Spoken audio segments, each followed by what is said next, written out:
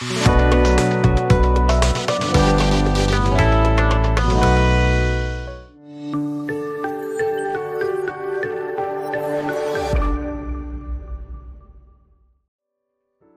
Kitab Suci Nasional tahun 2024. Allah sumber keadilan.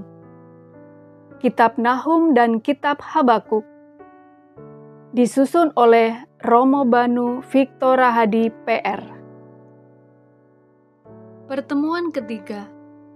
Menjadi manusia yang benar supaya tidak mengalami hukuman. Kitab Habakuk bab 2 ayat 1-5.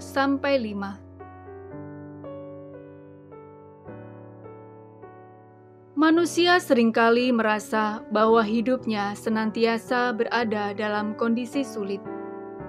Saat mengalaminya, manusia kerap merasa bahwa ia terperangkap dalam hukuman. Hukuman itu diyakini terjadi karena manusia tidak melakukan tindakan yang benar. Nubuat Habakuk membantu orang beriman untuk mengenali gagasan orang benar. Dengan mengenali dan memahaminya, orang beriman akan sampai pada suatu kehidupan yang dilandasi oleh imannya. Guna mendapatkan pemaknaan yang tetap atas ide orang benar, Rasul Paulus memberi bantuan dengan permenungannya atas nubuat Habakuk itu dalam pewartaannya tentang orang benar akan hidup oleh iman. Aku akan berdiri di tempat penjagaanku dan bertahan di menara. Aku akan meninjau untuk melihat apa yang akan difirmankannya kepadaku dan apa yang akan dijawabnya terhadap pengaduanku. Tuhan menjawab aku, katanya, "Tuliskanlah penglihatan ini dan ukirkanlah itu pada loh-loh batu, supaya orang sambil lalu dapat membacanya. Sebab penglihatan itu masih menanti saatnya, tetapi dengan segera menuju kesudahannya dan bukan tipuan. Meskipun lambat, nantikanlah itu, sebab hal itu pasti akan datang dan tidak akan tertunda. Sesungguhnya, orang yang membusungkan dada tidak lurus hatinya, tetapi orang benar akan hidup oleh percayanya. Sungguh, kekayaan itu berkhianat. Orang yang sombong tidak akan berdiam diri. Ia mengangakkan mulutnya seperti dunia orang mati, dan tidak kenyang-kenyang seperti maut. Segala suku bangsa dikumpulkannya, dan segala bangsa dihimpunnya." Nubuat Habakuk bahwa orang benar akan hidup oleh percayanya bergaung dalam pewartaan Paulus. Dalam pewartaannya, Paulus bermaksud menarik makna asali dari istilah percaya dari nubuat Habakuk. Setelah memperoleh makna asali itu, Paulus menerapkannya dalam situasi hidup orang beriman akan Kristus. Dengan mengikuti permenungan Paulus atas nubuat Habakuk itu, orang beriman akan sampai pada rumusan iman orang benar dalam kekristenan, yaitu kualitas personal yang mencakup kredibilitas, keadilan, ketegasan, dan kesetiaan dalam melaksanakan kehendak Allah.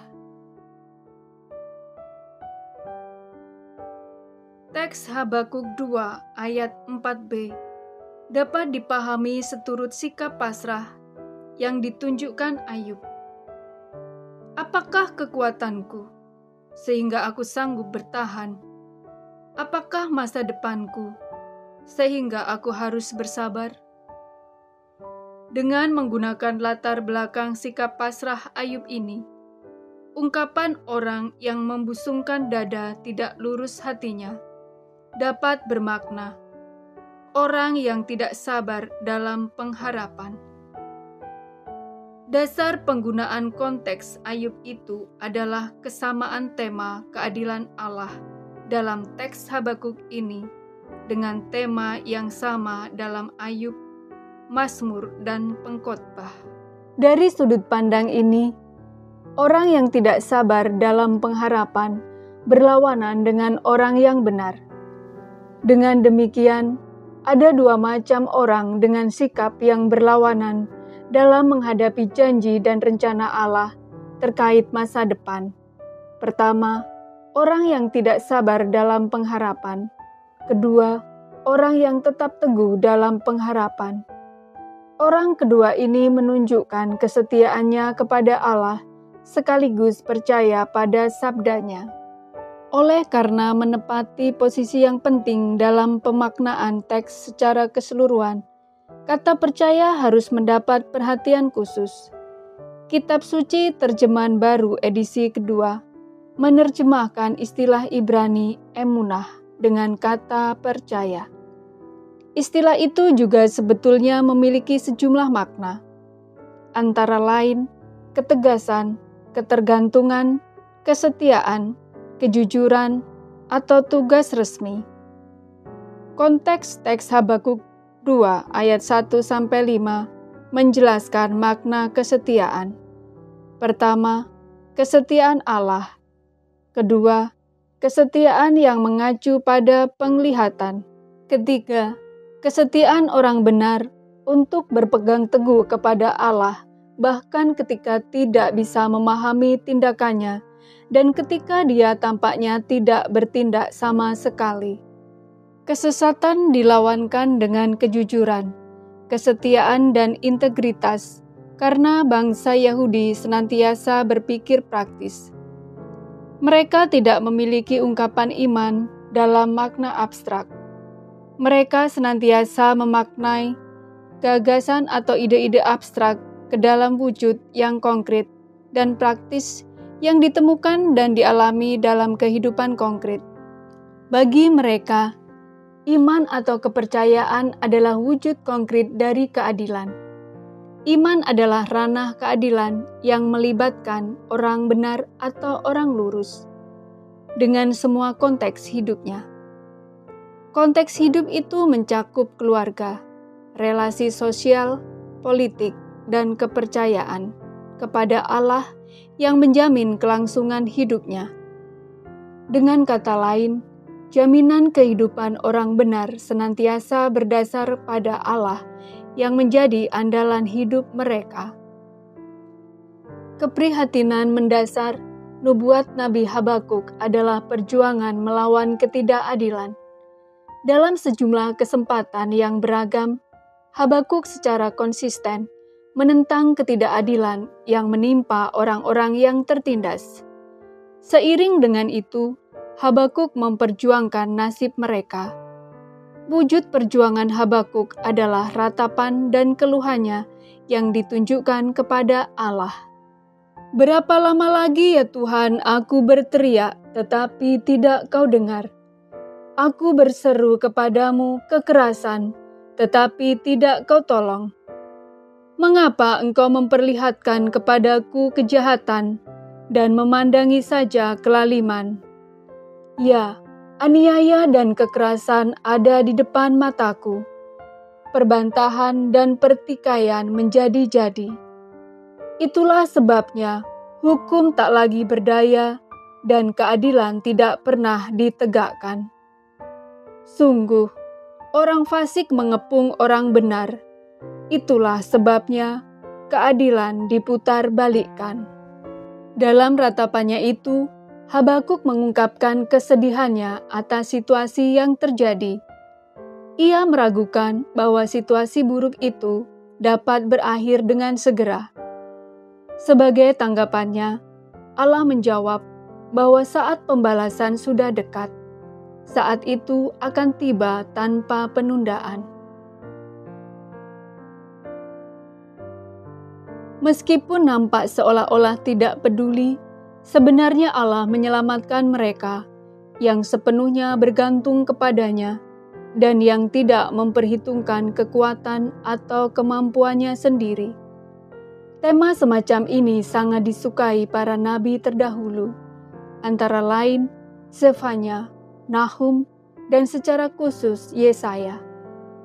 Mereka sangat menganjurkan kebijakan iman yang semata-mata didasarkan pada perjanjian antara Allah dengan manusia. Seperti halnya dalam kitab nubuat Nahum, dalam kitab nubuat Habakuk, desakan untuk percaya pada Yahweh disertai dengan doa seperti kidung pujian yang menyoroti kenyataan yang tak terbantahkan, yaitu kedaulatan Allah atas kekuatan alam. Kenyataan ini harus membuat orang beriman mengerti bahwa Allah mampu melakukan intervensi, bahkan dalam urusan manusia dengan kebebasan dan kekuatan serupa yang mewujud nyata dalam dominasi badai dan dalam pergantian musim. Penegasan Habakuk bahwa Allah memberikan keselamatan kepada mereka yang mempercayainya bergaung dengan sangat kuat, sekaligus menunjukkan pengaruhnya yang meluas kepada segenap umat manusia. Penjelasan Rasul Paulus dapat membantu untuk semakin memahami makna orang benar akan hidup oleh percayanya. Paulus memaknai istilah percaya dalam teks Habakuk 2 ayat 4b sebagai iman. Sebab di dalamnya nyata kebenaran Allah yang bertolak dari iman dan memimpin kepada iman, seperti ada tertulis, orang benar akan hidup oleh iman. Pada teks itu 2 kali Paulus menyebut percaya sebagai iman. Selain itu, Paulus juga melepaskan kata ganti kepunyaannya dari iman. Dilepaskannya kata ganti kepunyaan itu supaya semakin jelas bahwa keselamatan berdasarkan iman dalam makna dasarnya, bukan iman berdasarkan iman milik orang-orang tertentu saja. Dengan kata lain, Paulus menegaskan bahwa kesetiaan Allah dan iman orang benar adalah 2 unsur yang tidak dapat dipisahkan. Keduanya saling mengait erat. Bagi Paulus, hidup sebagai orang benar adalah hidup berdasarkan iman yang ditemukan dalam Injil dan bukan hanya dalam kehidupan komunitas manusiawi. Menurut Paulus, iman itu mengarah kepada penghayatan iman Kristen yang benar, yaitu kualitas personal yang mencakup kredibilitas, keadilan, ketegasan, dan kesetiaan dalam melakukan kebenaran guna memenuhi kehendak Allah. Dengan kata lain, menjadi manusia yang benar adalah menjadi manusia yang memiliki kredibilitas, keadilan, ketegasan, dan kesetiaan dalam melaksanakan dan memenuhi kehendak Allah. Dengan ide tentang iman sebagai kualitas personal yang berpartisipasi erat dengan Injil, Paulus bermaksud mengoreksi pemahaman iman yang muncul dari tradisi sinagoga Yahudi. Menurut tradisi itu, berdasarkan Taurat yang mereka pahami, iman adalah upaya manusia untuk mengumpulkan dan memupuk pahala dalam aneka tindak kebaikan, supaya Allah menganugerahkan kemakmuran hidup sebagai balasannya. Pandangan tradisi Yahudi itu tidak sama dengan pandangan Paulus. Bagi Paulus, manusia tidak dapat menuntut haknya ke hadapan Allah dengan alasan bahwa dirinya telah melaksanakan aneka macam kebajikan manusiawi yang disebutnya sebagai iman itu. Keadilan adalah hak Allah. Dengan kata lain, kebajikan Allah adalah keadilan bagi orang-orang yang beriman kepadanya. Dari sudut pandang Kristiani, secara konkret iman itu mewujud dalam iman akan Yesus yang bersengsara, wafat, dan bangkit untuk menebus dosa manusia. Dalam tindakan penyelamatan yang dilaksanakannya, Yesus menunjukkan kualitas personal dalam wujud kredibilitas, keadilan, ketegasan, dan kesetiaan melaksanakan kehendak Allah. Hanya dengan memiliki dan menggunakan kualitas personal semacam itu, orang benar itu akan hidup. Dalam hal ini, hidup yang dimaksudkan bukan sekedar bertahan hidup secara fisik di saat terjadi krisis, kesulitan, atau ketidakadilan, melainkan hidup dalam hubungan yang benar dengan Allah dalam diri Yesus Kristus. Iman yang benar adalah iman yang tekun setia, bertahan, bahkan dalam periode krisis, sebagai suatu kepenuhan hidup orang beriman yang benar.